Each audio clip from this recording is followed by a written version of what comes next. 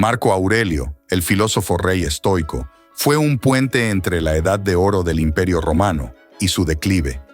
Fue el último de los 5 buenos emperadores, pero también el primero de la dinastía severa, que llevaría al imperio a su eventual colapso. Fue un estoico que abrazó el orden natural del universo, pero también fue un líder compasivo que se preocupaba profundamente por su pueblo. Un soldado que luchó valientemente en la batalla, pero también un erudito que buscó sabiduría en los textos antiguos. El emperador sabio de Roma. La vida de Marco Aurelio. Marco Aurelio es conocido como el último emperador filósofo exitoso del Imperio Romano. Nació en 121 d.C. En el momento de su nacimiento, Adriano era emperador de Roma. Adriano gobernó de 117 a 138 d.C. Durante su reinado, el Imperio Romano expandió sus territorios tanto en el oeste como en el este, al mismo tiempo que fortaleció sus fronteras. Adriano hizo mejoras significativas en la ley romana y encargó la construcción del Muro de Adriano, que aún hoy en día se mantiene en pie. Marco Aurelio nació durante el período próspero del Imperio Romano. Su familia pertenecía a una alta clase social, y algunos de sus familiares, como su abuelo Annius Verus, incluso ocuparon puestos de gran influencia dentro del Imperio Romano. Cuando falleció el padre de Marco Aurelio, Annius Verus lo adoptó. Marco Aurelio solo tenía 4 años cuando fue adoptado. Entre las familias nobles, era de suma importancia preparar a los herederos y preparar a las personas de su propio linaje para la política. Annius Verus, con su propia carrera política como senador, tenía como objetivo asegurar el futuro de Marco Aurelio en la política. Ser el hijo legal de alguien dentro del Senado prácticamente garantizaba un futuro brillante para Marco Aurelio. A la temprana edad de 6 años, Marco Aurelio fue instruido por el emperador Adriano para recibir educación dentro de la clase ecuestre. La clase ecuestre era una parte importante de la compleja estructura social de la sociedad romana y se consideraba la segunda clase más prestigiosa. Esta educación jugó un papel crucial en asegurar el futuro de Marco Aurelio. A pesar de su corta edad, Marco Aurelio se ganó el derecho de usar una túnica púrpura bajo el mando del emperador Adriano. Los niños de familias nobles recibían educación de tutores privados desde sus primeros años. Las lecciones de gramática y retórica tuvieron una gran importancia en la educación de Marco Aurelio. Además, su interés por la filosofía era bastante fuerte desde una edad temprana. Estos 2 campos, la retórica y la filosofía, fueron áreas valiosas que Marco Aurelio llevaría consigo hasta su muerte y por las que sería recordado después de su fallecimiento.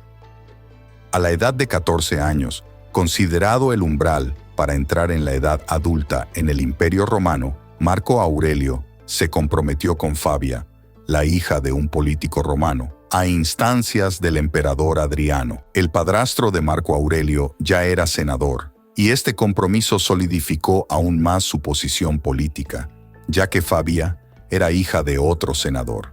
Sin embargo, esta situación no iba a durar mucho tiempo. Sin embargo, la salud del emperador Adriano se deterioró y tuvo que permanecer en cama durante un periodo prolongado, lo que provocó discusiones sobre su sucesor. Dado que el emperador Adriano no tenía hijos biológicos, las especulaciones sobre su heredero eran generalizadas. Su muerte sin un heredero claro planteaba riesgos significativos para el futuro del imperio. Para poner fin a estas especulaciones, el emperador Adriano adoptó al suegro de Marco Aurelio, Seionius Commodus, y lo nombró heredero. Sin embargo, Commodus murió repentinamente justo un año después de ser declarado heredero, a fines de 138 a.C. Después de esta pérdida, el tema de la sucesión resurgió, y el emperador Adriano adoptó al tío de Marco Aurelio, Aurelius Antonius Pius, y lo nombró heredero. 2 meses después de la muerte de Adriano, el nuevo emperador Antonino Pío organizó un gran funeral en memoria de Adriano, y Adriano fue enterrado en la ciudad de Nápoles, Italia. El tío de Marco Aurelio, Antonino Pío, Asumió el gobierno del Imperio Romano como el cuarto de los 5 buenos emperadores después de Adriano. Para evitar posibles problemas futuros, Antonino Pío adoptó a Marco Aurelio y, 10 años más joven, a Lucio Aelio como sus herederos al comienzo de su reinado. Durante este tiempo, Marcus se desempeñaba como cuestor. Los cuestores eran funcionarios del Imperio Romano responsables de tareas de investigación y desempeñaban funciones similares a los abogados modernos. Antonino Pío había imaginado un futuro brillante para Marcus y quería que rompiera su compromiso con la hija de Cómodo, Fabia, y en cambio se casara con su propia hija, Faustina.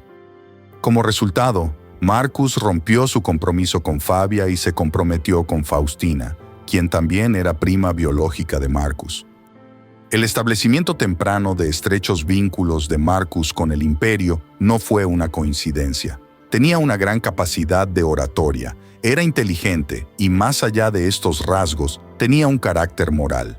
Una persona que no deseaba apoderarse del trono imperial era muy valiosa para un gobernante. Ningún emperador querría ser sometido a un complot de asesinato orquestado por sus herederos. Marco Aurelio poseía las cualidades más adecuadas en las que un gobernante podía confiar. Abrazar el estoicismo a una edad temprana llevó a Marcus a adoptar un estilo de vida simple y hacer de los valores morales un principio fundamental de vida. En su juventud se negó a dormir en camas romanas lujosas y cómodas y, en cambio, adoptó la práctica de dormir en una superficie dura. Para él, el lujo era algo que socavaba los valores morales. Comprender que una persona en los escalones superiores de la sociedad romana sea estoica podría ser un desafío. Esto se debe a que en la sociedad romana pagana de esa época, el significado de la vida a menudo se consideraba centrado en el placer y la vida lujosa. La reputación de los aristócratas se medía por la cantidad de esclavos que poseían y el dinero que gastaban. Este estilo de vida lujoso y ostentoso no se alineaba con los principios filosóficos de un estoico. Sin embargo, la perspectiva filosófica de la vida de Marco Aurelio fue, desde la perspectiva del emperador, bastante ventajosa. Estas cualidades permitieron a Marcus convertirse en uno de los consejeros más cercanos de Antonino Pío. En el año 140 fue nombrado senador por él, asumiendo efectivamente el papel de defensor del emperador dentro del Senado. Dentro del Senado, poseía una poderosa y efectiva habilidad de oratoria, lo que lo hacía influyente entre sus compañeros senadores. El emperador Antonino Pío tenía plena confianza en su representante dentro del Senado. Después de cumplir con éxito este rol durante 7 años, Marcus recibió el título de Proconsular Imperium en el año 147. Este puesto ayudó a Marcus Aurelius a ganar experiencia en asuntos relacionados con el ejército y las provincias fuera de Roma. Después de esta asignación, Marcus Aurelius regresó a Roma y asumió el cargo de Tribunicia Potestas. Este puesto era el papel más autoritario en el Imperio Romano después del emperador. En el año 150 d.C. ocurrió un evento que mejoraría aún más la reputación de Marcus entre los ciudadanos romanos cuando las tribus celtas británicas en la frontera de Gran Bretaña realizaron incursiones en territorios romanos, causando problemas en la provincia. Antonino Pío envió a Marcus para abordar esta situación. En unos meses, Marcus resolvió los problemas y restauró la paz en la provincia. Cuando regresó a Roma, la noticia de su victoria ya había llegado a la ciudad y fue recibido calurosamente por una gran multitud. Marcus Aurelius llevó a cabo con éxito las tareas que le asignó el emperador Antonino Pío hasta la muerte de Antonino Pío en 161. Cuando Antonino Pío falleció, Marcus tenía 40 años y había sido el heredero designado durante 23 años, junto con su hermano menor, 10 años menor que él. Antes de su muerte, Antonino Pío dio la orden de que Marcus se convirtiera en emperador en lugar de Lucio. Sin embargo, Marcus Aurelius no aceptó el título de imperator otorgado por el Senado por su cuenta. Según algunas fuentes históricas, El gobierno conjunto de Lucio y Marcus estaba estipulado en el testamento del emperador Adriano. Para adherirse a esta voluntad, Marcus se involucró en luchas políticas para asegurar el título de imperator del Senado junto con su hermano. Después de obtener con éxito el permiso legal del Senado para que dos emperadores gobernaran, aceptó el título de emperador. Una vez que Marcus Aurelius se convirtió en emperador, también adoptó el título de Augusto como parte de la cultura romana. Su nuevo nombre se convirtió en Marcus Aurelius Antoninus Augustus. Aunque Lucio y Marcus fueron considerados emperadores al mismo tiempo, Marcus Aurelius ocupó la posición dominante. Su dominio estaba asegurado por el título de Pontifex Maximus, un papel que significaba el líder de todos los paganos en el Imperio Romano. Por lo tanto, Marcus Aurelius se convirtió en el sucesor de los 5 buenos emperadores. Después de que Marcus y Lucius se convirtieron en emperadores, su primer acto fue organizar el funeral de Antonino. De acuerdo con la tradición romana, el funeral de Antonino Pío fue llevado desde su casa, donde se hizo una máscara de cera de su rostro. Luego, el cuerpo fue llevado al foro, acompañado por senadores, donde se colocó en un féretro funerario y se ofrecieron oraciones en honor a Antonino. El cuerpo fue luego enterrado en el Castel Sant'Angelo, un mausoleo construido por Adriano en 135 como tumba familiar. Después de que se completaron los rituales tradicionales para el viejo emperador, llegó el momento de celebrar la llegada de los nuevos emperadores. Esta celebración duró varios días, y en su conclusión, Marcus y Lucius distribuyeron dinero al ejército como era costumbre en Roma. Esta cantidad fue mayor que la cantidad distribuida por los emperadores anteriores después de tomar el poder. La razón de esto era clara. Era la primera vez que 2 emperadores gobernarían el imperio al mismo tiempo. Esto podría ser visto como una debilidad por el ejército romano, por lo que necesitaban ser recompensados con una cantidad sin precedentes de monedas para ganarse la confianza del ejército. Marcus y Lucius hicieron precisamente eso.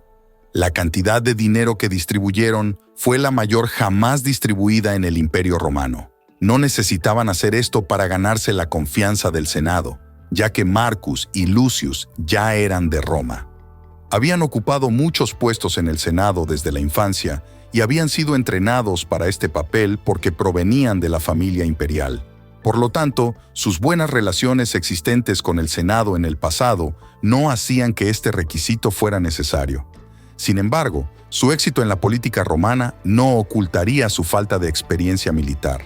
La falta de experiencia de Marcus y Lucius en términos de seguridad y militar en las provincias fuera de Roma los pondría a prueba en términos de su gestión del imperio en el futuro. La razón principal de esta falta de experiencia fue que habían pasado gran parte de sus vidas en un imperio estable.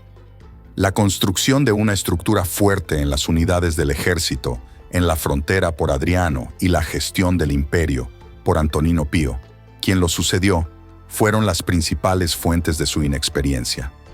Durante el reinado de Antonino Pío, el Imperio Romano se encontraba en un periodo de gran estabilidad y no enfrentaba grandes amenazas militares.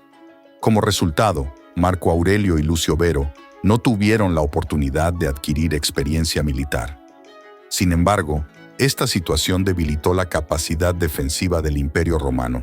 Cuando el Imperio Romano enfrentó amenazas militares en periodos posteriores, Marco y Lucio lucharon por implementar de manera efectiva sus estrategias de defensa debido a su insuficiente experiencia militar.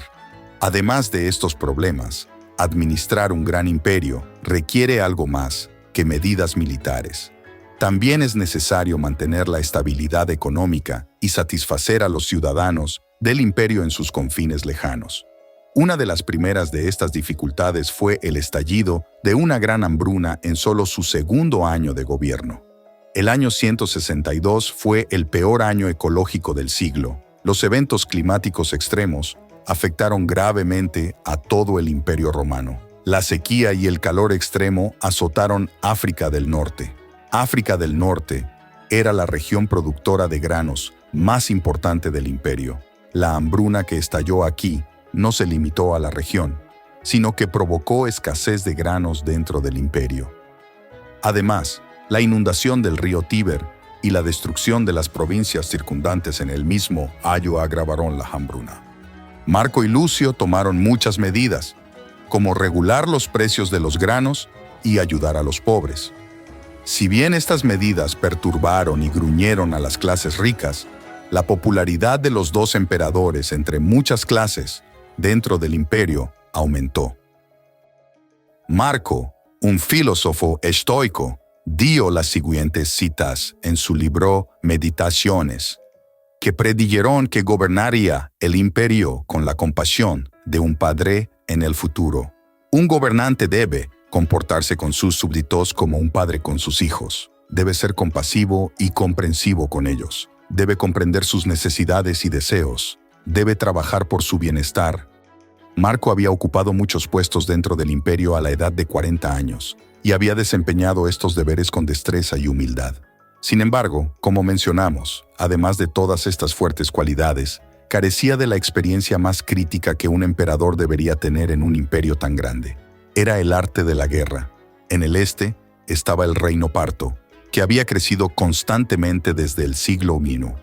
Aunque el rey parto Vologases III aún no había tomado ninguna acción que representara una amenaza para las fronteras del imperio, estaba decidido a aprovechar la debilidad de los nuevos emperadores.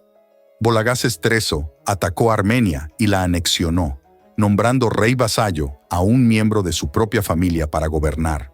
Este acto fue una declaración de guerra contra los nuevos emperadores, Marco y Lucio.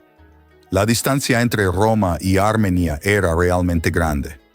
Roma estaba ubicada en el corazón del imperio, mientras que Armenia estaba ubicada en el extremo lejano del imperio. Además, Armenia servía como zona de amortiguación para las fronteras orientales del imperio, por lo que afectaba a muchas provincias del oeste. Entonces, la persona que primero tuvo que actuar no fue el emperador. La responsabilidad de Armenia recayó en la provincia más cercana, Capadocia. El gobernador de Capadocia, Severianus, que provenía de una tradición militar, decidió que una acción rápida era la solución para acabar con el problema en Armenia. Reunió sus unidades militares y atacó al ejército del rey parto en Armenia con sus unidades. Sin embargo, este ataque fue un gran fracaso. Los ejércitos del rey parto atraparon a Severianus en una trampa. Severianus tenía dos opciones: o rendirse al rey y dejar su destino en sus manos, o terminar este destino con sus propias manos. Severianus, que perdió toda su unidad, no perdió su honor como noble romano y acabó con su vida con su espada. Este trágico final se extendió por todo el Imperio Romano y se convirtió en tema de artefactos históricos. Además, los efectos de la anexión de Armenia y este fallido intento en el este tuvieron un impacto desastroso en Roma. El ambiente en Roma no era muy agradable. Este fue el primero y más grande de los problemas fronterizos que enfrentó Marco como emperador. Marco Aurelio consultó con muchas personas en el Senado para resolver este problema. El consejo que le dieron para manejar esta tarea señaló a una persona: Statius Priscus. Si tuviéramos que describir a Statius Priscus, probablemente nos vendrían a la mente las siguientes palabras: un patriota exitoso que sirvió al Imperio Romano. De hecho, era la persona más adecuada para esta tarea, porque había protegido al imperio de los peligros de las tribus celtas durante años en la frontera británica, y sus deberes en la región fronteriza le habían brindado una experiencia increíble en términos de seguridad en las regiones fronterizas. Cuando Marco Aurelio ordenó a Statius Priscus que resolviera el problema de Armenia en el este, Statius Priscus se trasladó al este con las legiones de la frontera británica. La distancia de esta distancia era de aproximadamente 3.000 kilómetros. Teniendo en cuenta que una persona podía viajar 25 kilómetros al día como máximo a caballo en ese periodo, se necesitarían unos 5 meses para completar este viaje. El hecho de que el emperador trasladara una legión entera desde la frontera occidental a 3.000 kilómetros al este muestra cuán grande era el problema en el este.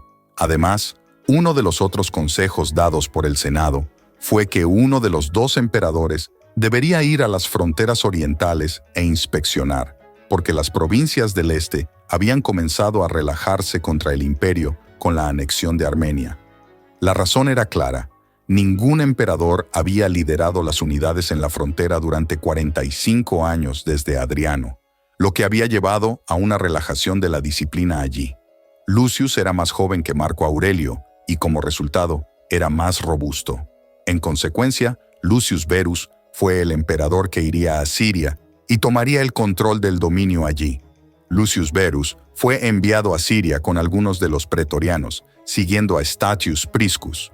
Lucius Verus fue enviado a Siria con algunos de los pretorianos, siguiendo a Statius Priscus. Las acciones rápidas de Marco Aurelio se debieron a su carácter humilde, que podía escuchar los consejos. Como resultado de estas acciones rápidas, Statius Priscus derrotó a los ejércitos del rey Parto en 163 y evitó el colapso de las fronteras orientales del imperio. Además, el dominio en Siria también pareció restaurarse bajo la influencia de Lucius Verus. Sin embargo, también hay algunas fuentes que argumentan que este dominio no se debió a la influencia de Lucio Vero, e incluso que Lucio se comportó de una manera que no correspondía a un emperador durante su viaje. Según Casiodoro, un historiador romano de origen griego que vivió alrededor de esa época, la situación era la contraria. En su obra de 80 volúmenes, Dio afirma que Lucio Vero no mantuvo el orden militar y se tomó a la ligera los asuntos del campo de batalla. También escribe que Lucio fue seducido por una amante que conoció en Siria y se entregó al placer durante todo su viaje. Cabe recordar, sin embargo, que los historiadores antiguos pueden retratar eventos y personas de diversas maneras, dependiendo de las influencias políticas o ideológicas de la época. Sin embargo, si continuamos con la información escrita en la obra de Casiodoro, Marco Aurelio no estaba satisfecho con el comportamiento de Lucio en Siria después de estos excesos. Recordó a Lucio a Roma y lo casó con su hija Lucila. Con este movimiento, Marcus había atado a Lucio, que tenía un carácter débil que podía ser influenciado por cualquiera en cualquier momento, a él por lazos familiares, y fortaleció su posición. Marco Aurelio también estaba en una fuerte posición política. El Senado lo apoyaba plenamente. Marco Aurelio, a cambio de este apoyo, escuchó los consejos de los políticos del Senado tanto como pudo y trató de mejorar el bienestar del pueblo romano. Trató de mantener la estabilidad y la paz de la era de Antonino Pío. Sin embargo, a pesar de todos sus esfuerzos fuertes y sinceros, Marco Aurelio no pudo mejorar significativamente el bienestar del pueblo romano, porque el mayor desastre que no se había visto en el Imperio Romano durante siglos había ocurrido durante su reinado. Este desastre estaba fuera del alcance de enviar soldados a las fronteras porque no era humano, sino un regalo de la naturaleza. El desastre emergente fue visto por los paganos como un castigo de Dios enviado a los cristianos, que eran cada vez más numerosos dentro del imperio. Los cristianos, por otra parte, lo vieron como una señal enviada a los paganos para que aceptaran el cristianismo. De hecho, no importa desde qué perspectiva, esto era algo a lo que las civilizaciones antiguas no podían hacer frente. Fue la peste antonina. Marco Aurelio habría descrito este desastre en su libro Meditaciones de la siguiente manera: la plaga es una prueba de nuestra fuerza y resiliencia. Es una oportunidad para aprender y crecer. No debemos dejar que nos derrote.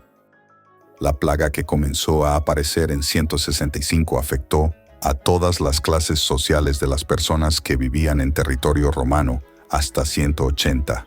Esta plaga fue la primera pandemia que se produjo en la historia del Imperio Romano. Es importante tener en cuenta que esta propagación no puede compararse con la propagación de enfermedades en el mundo actual. Debido a los largos y limitados transportes y al hecho de que el movimiento entre provincias solo se realizaba por comerciantes y unidades militares, tardó décadas en propagarse desde el este hacia el oeste y engullir todo el imperio. La plaga se originó entre las tropas del este y se propagó lentamente hacia el oeste a través de los movimientos de las legiones, y luego a Roma, la provincia más poblada del imperio. El desastre tuvo un impacto severo en la economía romana y la estructura sociológica de la sociedad, además de las muertes de millones de personas. En realidad, la peste no fue una coincidencia, considerando las pautas científicas actuales, porque el Imperio Romano tenía la población más densa de su historia. El imperio tenía una población de unos 90 millones. Esta cifra es muy pequeña en comparación con la población del mundo actual, pero era una cifra enorme desde la perspectiva de la antigüedad. Durante este periodo, la interacción entre Europa y Asia estaba en su apogeo. Las provincias estaban bajo un solo imperio y estaban constantemente en contacto entre sí. Este entorno, donde las comunidades interactuaban entre sí bajo un solo imperio, hizo que fuera favorable para que surgiera una pandemia, que es lo que sucedió. Como resultado de la pandemia, 10 millones de personas murieron a causa de la enfermedad durante un período de 15 años. Pero el efecto más interesante de la pandemia fue los eventos entre el Imperio Romano pagano y los ciudadanos cristianos. Los cristianos eran un grupo minoritario en el Imperio Romano durante la peste antonina. Sin embargo, el cristianismo crecía rápidamente durante este periodo. Los paganos creían que los cristianos habían traicionado a los dioses. Después del brote de la peste, estas creencias sobre los cristianos evolucionaron hacia la idea de que la peste antonina era culpa de los cristianos y que los cristianos se habían rebelado contra los dioses y por lo tanto los dioses estaban castigando al Imperio Romano.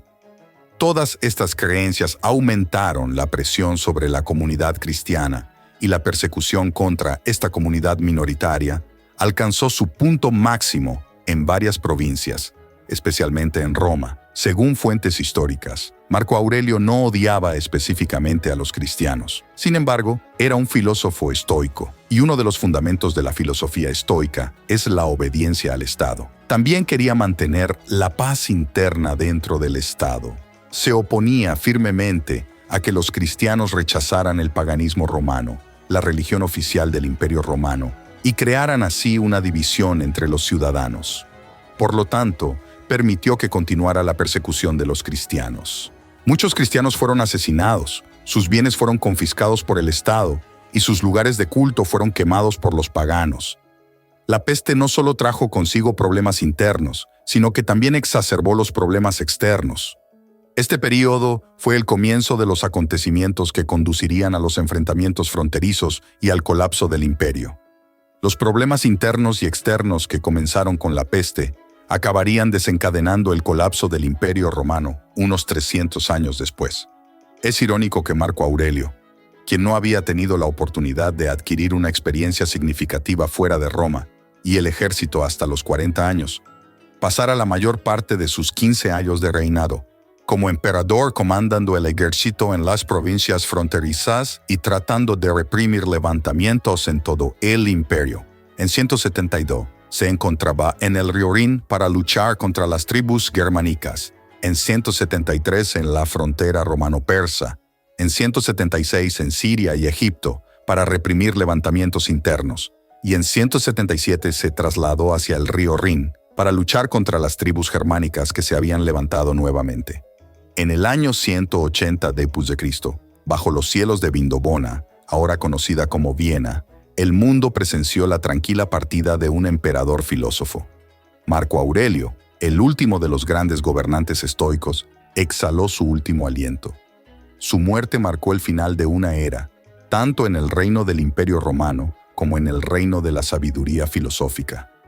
Aurelio, maestro de la introspección y el pensamiento profundo, dejó atrás sus meditaciones, un legado de sabiduría que continúa iluminando el camino de la introspección humana.